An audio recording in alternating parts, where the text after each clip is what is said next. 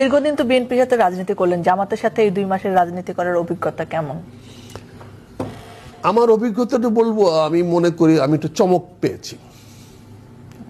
BNP কোনো সাংগঠনিক রাজনৈতিক দল না, এটা হোমজিক্যাল রাজনৈতিক দল। নেতাকে বুঝাতে পারলেই এখানে নেতা হওয়া যায়। কিন্তু ঠিক উল্টাটা হলো